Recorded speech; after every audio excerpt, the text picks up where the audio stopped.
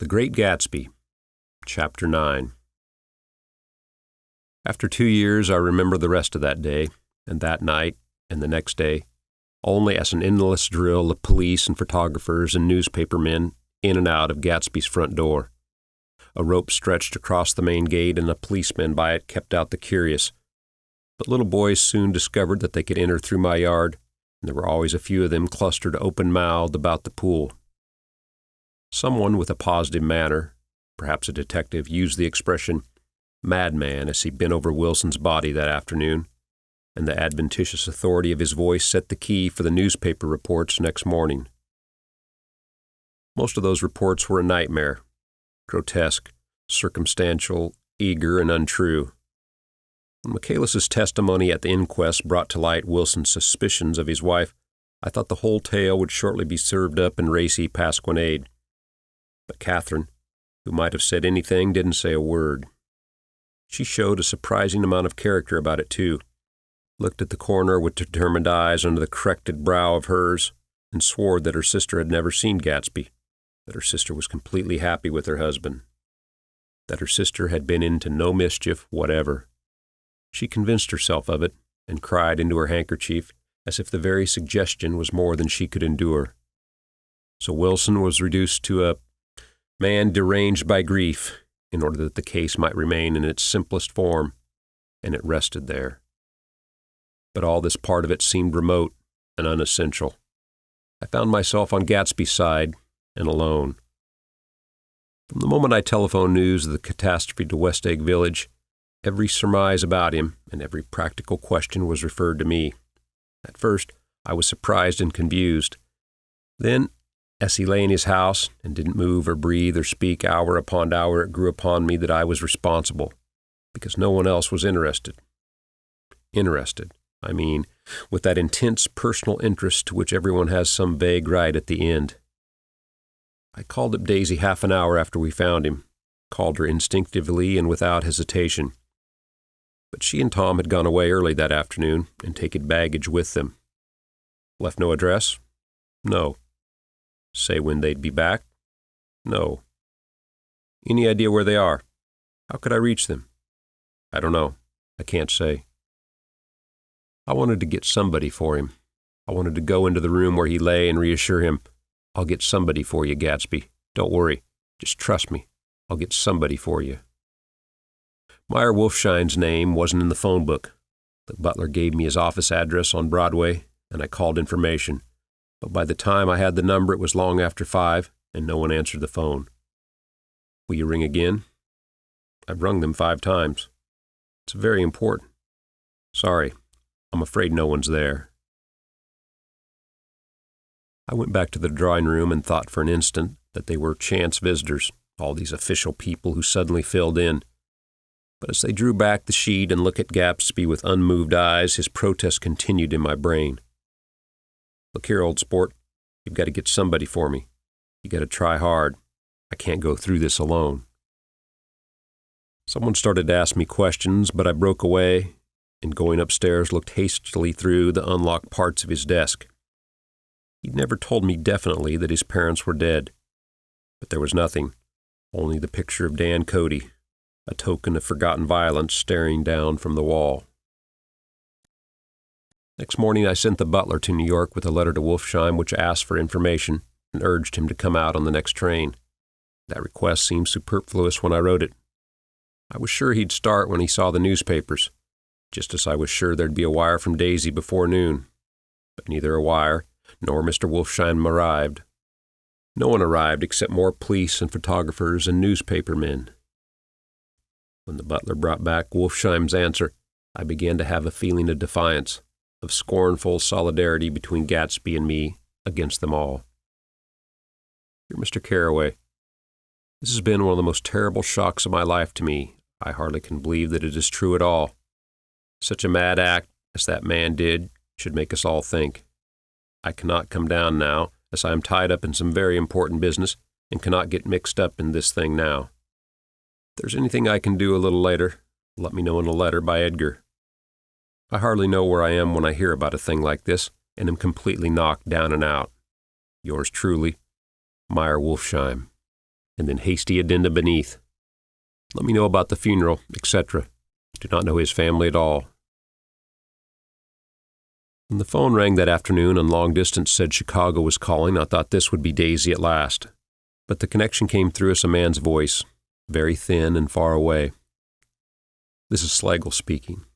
Yes. The name was unfamiliar. Hell of a note, isn't it? Get my wire? There haven't been any wires. Young Park's in trouble, he said rapidly. They picked him up when he handed the bonds over the counter. They got a circular from New York giving him the numbers just 5 minutes before. What do you know about that? Hey, you never can tell these hick towns. Hello? I interrupted breathlessly. Look here, this isn't Mr. Gatsby. Mr. Gatsby's dead. There was a long silence on the other end of the wire, followed by an exclamation, then a quick squawk as the connection was broken. I think it was on the third day that a telegram signed Hendry C. Gatz arrived from a town in Minnesota. It said only that the sender was leaving immediately and to postpone the funeral until he came. It was Gatsby's father, a solemn old man, very helpless and dismayed, bundled up in a long, cheap ulster against the warm September day. His eyes leaked continuously with excitement, and when I took the bag and umbrella from his hands, he began to pull so incessantly at his sparse gray beard that I had difficulty in getting off his coat. He was on the point of collapse, so I took him into the music room and made him sit down while I sent for something to eat. But he wouldn't eat, and the glass of milk spilled from his trembling hand. I saw it in the Chicago newspaper, he said. It was all in the Chicago newspaper. I started right away. I didn't know how to reach you. His eyes, seeing nothing, moved ceaselessly about the room. It was a madman, he said. He must have been mad. Would you like some coffee? I urged him. I don't want anything. I'm all right now, Mr. Carraway. Well, I'm all right now. Where have they got Jimmy? I took him into the drawing room where his son lay and left him there. Some little boys had come up on the steps and were looking into the hall. When I told them who had arrived, they went reluctantly away. After a little while, Mr. Gatz opened the door and came out, his mouth ajar, his face flushed slightly, his eyes leaking isolated and unpunctual tears. He had reached an age where death no longer has the quality of ghastly surprise, and when he looked around him now for the first time and saw the height and splendor of the hall and the great rooms opening out from it into other rooms, his grief began to be mixed with an awed pride. I helped him to a bedroom upstairs. While he took off his coat and vest, I told him that all arrangements had been deferred until he came. I didn't know what you'd want, Mr. Gatsby. Gatz is my name. Mr. Gatz, I thought you might want to take the body west. He shook his head. Jimmy always liked it better down east. He rose to his position in the east. Were you a friend of my boys, Mr.? We were close friends. He had a big future before him, you know. He was only a young man, but he had a lot of brain power here. He touched his head impressively, and I nodded. If he'd have lived, he'd been a great man, a man like James J. Hill. He'd have helped build up the country. That's true, I said, uncomfortably. He fumbled at the embroidered coverlet, trying to take it from the bed, and lay down stiffly, was instantly asleep. That night, an obviously frightened person called up and demanded to know who I was before he would give his name. This is Mr. Carraway, I said. Oh. He sounded relieved. This is Klipspringer. I was relieved, too, for that seemed to promise another friend at Gatsby's grave. I didn't want it to be in the papers and draw a sightseeing crowd. I'd been calling up a few people myself. They were hard to find. The funeral's tomorrow, I said. 3 o'clock here at the house. I wish you'd tell anybody who'd be interested. Oh, I will, he broke out hastily. Of course you'll be there yourself. Well, I'll certainly try. What I called up about is— Wait a minute, I interrupted. How about saying you'll come? Well, the truth of the matter is, I'm staying with some friends up here in Greenwich, and they rather expect me to be with them tomorrow. In fact, there's a sort of picnic or something. Of course, I'll do my very best to get away.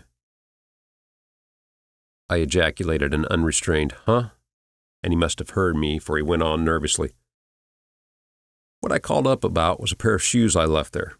I wonder if it'd be too much trouble to have the butler send them on. You see, they're tennis shoes, and I'm sort of helpless without them. My address is care of B.F. I didn't hear the rest of the name because I hung up the receiver. After that, I felt a certain shame for Gatsby. One gentleman, to whom I telephoned, implied that he had got what he deserved. However, that was my fault, for he was one of those who used to sneer most bitterly at Gatsby on the courage of Gatsby's liquor, and I should have known better than to call him. The morning of the funeral, I went up to New York to see Meyer Wolfsheim. I couldn't seem to reach him any other way.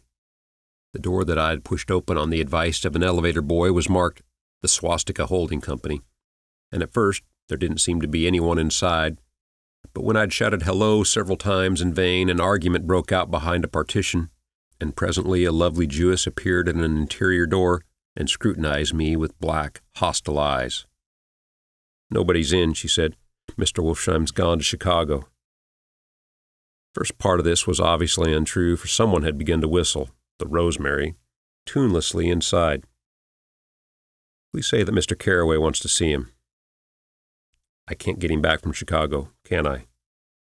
At this moment a voice, unmistakably Wolfsheim's, called "Stella" from the other side of the door. "Leave your name on the desk," she said quickly. "I'll give it to him when he gets back." "But I know he's there." She took a step toward me and began to slide her hands indignantly up and down her hips. "You young men think you can force your way in here any time," she scolded. "We're getting sick and tired of it. When I say he's in Chicago, he's in Chicago." I mentioned Gatsby. "Oh." She looked at me over again. "Will you what is your name?" She vanished. In a moment, Meyer Wolfsheim stood solemnly in the doorway, holding out both hands. He drew me into his office, remarking in a reverent voice that it was a sad time for all of us, and offered me a cigar. "My memory goes back to when I first met him," he said. "A young major just out of the Army and covered over with medals he got in the war. He was so hard up, he had to keep on wearing his uniform because he couldn't buy some regular clothes.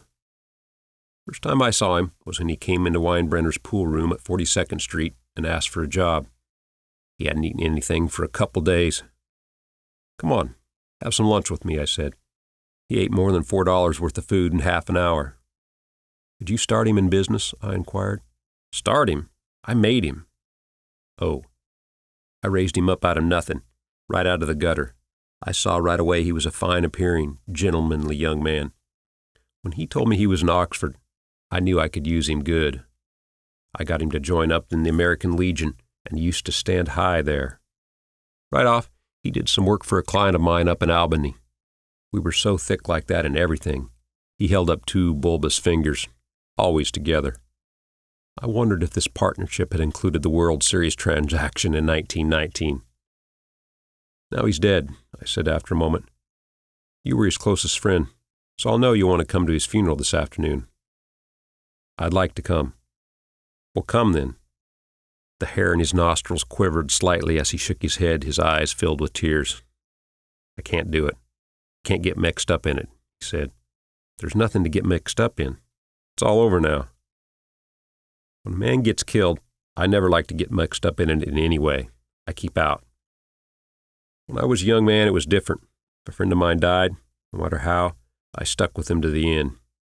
You may think that's sentimental, but I mean it, to the bitter end. I saw that for some reason of his own, he was determined not to come, so I stood up. Are you a college man? He inquired suddenly. For a moment, I thought he was going to suggest a connection, but he only nodded and shook my hand. Let us learn to show our friendship for a man when he is alive, and not after he is dead, he suggested. After that, my own rule is to let everything alone. When I left his office, the sky had turned black, and I got back to West Egg in a drizzle. After changing my clothes, I went next door and found Mr. Gatz walking up and down excitedly in the hall. His pride in his son and his son's possessions was continually increasing, and now he had something to show me. Jimmy sent me this picture. He took it out of his wallet with trembling fingers. Look there. It was a photograph of the house, cracked in the corners and dirty with many hands. He pointed out every detail to me eagerly. "Look there," and then sought admiration from my eyes. He'd shown it so often that I think it was more real to him now than the house itself. "Jimmy sent it to me. I think it's a very pretty picture. It shows up well." "Very well. Have you seen him lately?" "He come out to see me 2 years ago and bought me the house I live in now. Of course, we was broke up when he ran off from home, but I see now there was a reason for it. He knew he had a big future in front of him, and ever since he made a success, he was very generous with me. He seemed reluctant to put away the picture, held it for a minute, lingeringly before my eyes. Then he returned the wallet and pulled from his pocket a raggedy old copy of a book called Hopalong Cassidy. Look here. This is a book he had when he was a boy. It just shows you." He opened it to the back cover and turned it around for me to see. On the last flyleaf was printed the word schedule and the date, September 12, 1906, and underneath, rise from bed, 6 a.m., dumbbell exercising and wall scaling, 6:15 to 6:30, study electricity, etc., 7:15 to 8:15, work, 8:30 to 4:30 p.m., baseball and sports, 4:30 to 5, practice elocution, poise, and how to attain it, 5 to 6, study needed inventions, 7 to 9. General resolves: no wasting time at shafters, or a name indecipherable. No more smoking or chewing. Bathe every other day. Read one improving book or magazine per week. Save $5, crossed out, $3 per week. Be better to parents. "I come across this book by accident," said the old man. "It just shows you, don't it? It just shows you." Jimmy was bound to get ahead. He always had some resolves like this or something. You notice what he's got about improving his mind? He was always great for that. He told me I eat like a hog once, and I beat him for it. He was reluctant to close the book, reading each item aloud and then looking eagerly at me. I think he had rather expected me to copy down the lists for my own use. A little before 3, the Lutheran minister arrived from Flushing, and I began to look involuntarily out the windows for other cars. So did Gatsby's father. As the time passed and the servants came in and stood waiting in the hall, his eyes began to blink anxiously, and he spoke of the rain in a worried, uncertain way. The minister glanced several times at his watch, so I took him aside and asked him to wait for half an hour. But it wasn't any use. Nobody came. About 5 o'clock, our procession of 3 cars reached the cemetery and stopped in a thick drizzle beside the gate.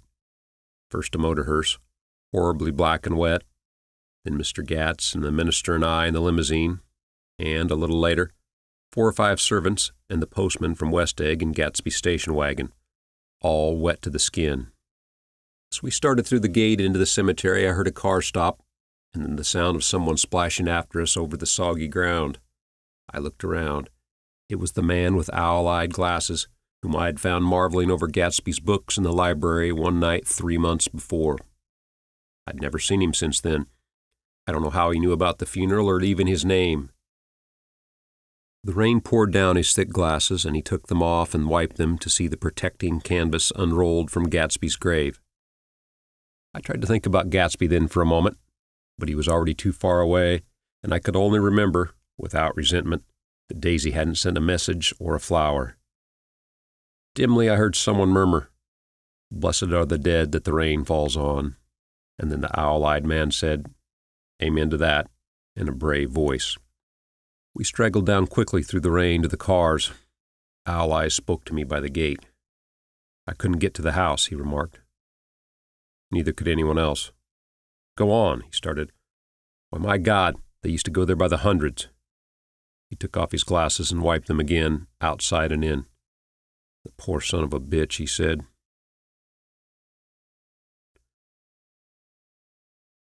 One of my most vivid memories is of coming back west from prep school and later from college at Christmas time. Those who went further than Chicago would gather in the old dim Union Station at 6 o'clock of a December evening with a few Chicago friends already caught up into their own holiday gaieties to bid them a hasty goodbye. I remember the fur coats of the girls returning from Miss This or That's, and the chatter of frozen breath, and the hands waving overhead as we caught sight of old acquaintances and the matchings of invitations.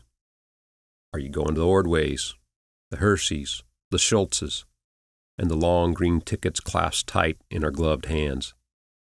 And last, the murky yellow cars of the Chicago, Milwaukee, and St. Paul Railroad, looking cheerful as Christmas itself on the tracks beside the gate. When we pulled out into the winter night, and the real snow, our snow, began to stretch out beside us and twinkle against the windows, and the dim lights of small Wisconsin stations moved by, a sharp wild brace came suddenly into the air. We drew in deep breaths of it as we walked back from dinner through the cold vestibules, unutterably aware of our identity with this country for one strange hour before we melted indistinguishably into it again. That's my Middle West, not the wheat or the prairies or the lost Swede towns, but the thrilling returning trains of my youth, into the street lamps and sleigh bells in the frosty dark, and the shadows of holly wreaths thrown by lighted windows on the snow. I am part of that, a little solemn with the feel of those long winters, a little complacent from growing up in the Caraway House in a city where dwellings are still called through decades by a family's name. I see now that this has been a story of the West. After all, Tom and Gatsby, Daisy and Jordan and I were all Westerners, and perhaps we possessed some deficiency in common which made us subtly unadaptable to Eastern life. Even when the East excited me most, even when I was most keenly aware of its superiority to the bored, sprawling, swollen towns beyond the Ohio, with their interminable inquisitions which spared only the children and the very old, even then it had always for me a quality of distortion. West Egg especially still figures in my more fantastic dreams. I see it as a night scene by El Greco, 100 houses, at once conventional and grotesque, crouching under a sullen, overhanging sky and a lusterless moon. In the foreground, 4 solemn men in dress suits are walking along the sidewalk, with a stretcher on which lies a drunken woman in a white evening dress. Her hand, which dangles over the side, sparkles cold with jewels. Gravely, the men turn in at a house, the wrong house, but no one knows the woman's name, and no one cares. After Gatsby's death, the East was haunted for me like that, distorted beyond my eyes' power of correction. So when the blue smoke of brittle leaves was in the air and the wind blew the wet laundry stiff on the line, I decided to come back home. There was one thing to be done before I left, an awkward, unpleasant thing that perhaps had better have been let alone. But I wanted to leave things in order and not just trust that obliging and indifferent sea to sweep my refuse away. I saw Jordan Baker and talked over and around what had happened to us together and what had happened afterwards to me, and she lay perfectly still, listening in a big chair. She was dressed to play golf, and I remember thinking she looked like a good illustration, her chin raised a little, jauntily, her hair the color of an autumn leaf, her face the same brown tint as the fingerless glove on her knee. When I had finished, she told me without comment that she was engaged to another man. I doubted that, though there were several she could have married at a nod of her head, but I pretended to be surprised. For just a minute, I wondered if I wasn't making a mistake. Then I thought it all over again quickly and got up to say goodbye. "Nevertheless, you did throw me over," said Jordan, suddenly. "You threw me over on the telephone. I don't give a damn about you now, but it was a new experience for me, and I felt a little dizzy for a while." We shook hands. "Oh, and do you remember," she added, "the conversation we had once about driving a car?" "Why, not exactly." "You said a bad driver was only safe until she met another bad driver. Well, I met another bad driver, didn't I? I mean, it was careless of me to make such a wrong guess. I thought you were rather an honest, straightforward person. I thought it was your secret pride." "I'm 30, I said. "I'm 5 years too old to lie to myself and call it honor." She didn't answer.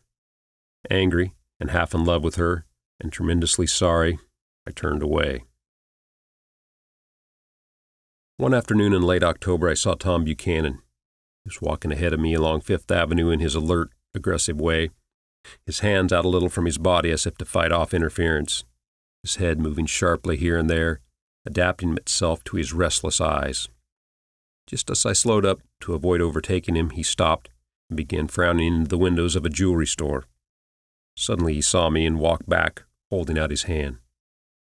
"What's the matter, Nick? Do you object to shaking hands with me?" "Yes. You know what I think of you." "You're crazy, Nick," he said quickly. "Crazy as hell. I don't know what's the matter with you." "Tom," I inquired, "what did you say to Wilson that afternoon?" He stared at me without a word, and I knew I had guessed right about those missing hours. I started to turn away, but he took a step after me and grabbed my arm. "Told him the truth," he said. "He came to the door while we were getting ready to leave, and when I sent down word that we weren't in, he tried to force his way upstairs. He was crazy enough to kill me if I hadn't told him who owned the car. His hand was on a revolver in his pocket every minute he was in the house." He broke off defiantly. "What if I did tell him? That fella had it coming to him. He threw dust into your eyes just like he did in Daisy's, but he was a tough one. He ran over Myrtle like he'd run over a dog and never even stopped his car." There was nothing I could say except the one unutterable fact that it wasn't true. And if you think I didn't have my share of suffering, look here. When I went to give up that flat and saw that damn box of dog biscuits sitting there on the sideboard, I sat down and cried like a baby. My God, it was awful. I couldn't forgive him or like him, but I saw what he had done was, to him, entirely justified. It was all very careless and confused. They were careless people, Tom and Daisy. They smashed up things and creatures and then retreated back into their money or their vast carelessness or whatever it was that kept them together and let other people clean up after the mess they had made. I shook hands with him. It seemed silly not to, for I felt suddenly as though I were talking to a child. Then he went into the jewelry store to buy a pearl necklace, or perhaps only a pair of cuff buttons, rid of my provincial squeamishness forever. Gatsby's house was still empty when I left. The grass on his lawn had grown as long as mine. One of the taxi drivers in the village never took a fare past the entrance gate without stopping for a minute and pointing inside. Perhaps it was he who drove Daisy and Gatsby over to East Egg the night of the accident, and perhaps he made a story up about it all his own. I didn't want to hear it, and I avoided him when I got off the train. I spent my Saturday nights in New York because those gleaming, dazzling parties of his were with me so vividly that I could still hear the music and the laughter faint and incessant from his garden and the cars going up and down his drive. One night I did hear a material car there and saw its lights stop at his front steps. But I didn't investigate. Probably it was some final guest who had been away at the ends of the earth and didn't know that the party was over. On the last night, with my trunk packed and my car sold to the grocer, I went over and looked at that huge, incoherent failure of a house once more. On the white steps, an obscene word, scrawled by some boy with a piece of brick, stood out clearly in the moonlight, and I erased it, drawing my shoe raspingly along the stone. Then I wandered down to the beach and sprawled out on the sand. Most of the big shore places were closed now, and there were hardly any lights except the shadowy, moving glow of a ferry boat across the sound. And as the moon rose higher, the inessential houses began to melt away until gradually I became aware of the old island here that flowered once for the Dutch sailors' eyes, a fresh, green breast of the New World. Its vanished trees, the trees that had made way for Gatsby's house, had once pandered in whispers to the last and greatest of all human dreams. For a transitory, enchanted moment, man must have held his breath in the presence of this continent. Compelled into an aesthetic contemplation, he neither understood nor desired. Face to face for the last time in history with something commensurate to his capacity for wonder. As I sat there brooding on the old, unknown world, I thought of Gatsby's wonder when he first picked out the green light at the end of Daisy's dock. He'd come a long way to this blue lawn, and his dream must have seemed so close that he could hardly fail to grasp it. He did not know that it was already behind him, somewhere back in that vast obscurity beyond the city, where the dark fields of the Republic rolled on under the night. Gatsby believed in the green light, the orgastic future that year by year recedes before us. It eluded us then, but that's no matter. Tomorrow we will run faster, stretch our arms out further, and one fine morning. So we beat on, boats against the current, borne back ceaselessly into the past.